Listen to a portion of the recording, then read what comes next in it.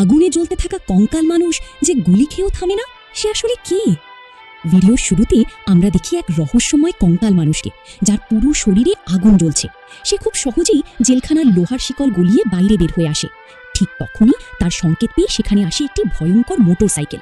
এটি সাধারণ কোনো বাইক নয়, বরং নরকের আগুন দিয়ে তৈরি এক দানবীয় বাইক।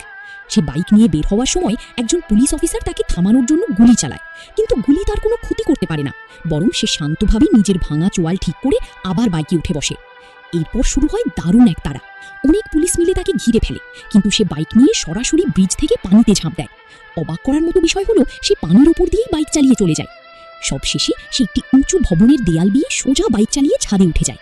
সেখানে আগে থেকেই তার জন্য অপেক্ষা করছিল এক অশুভ শক্তি। ঘোস্ট রাইডার নিজের আগুনে জ্বলতে থাকা জাদুকরী শিকল ব্যবহার করে সেই শয়তানকে শেষ করে দেয়। তোমার কি মনে হয়, ঘোস্ট রাইডার আসলে নায়ক নাকি অভিশপ্ত এক প্রতিশোধের শক্তি?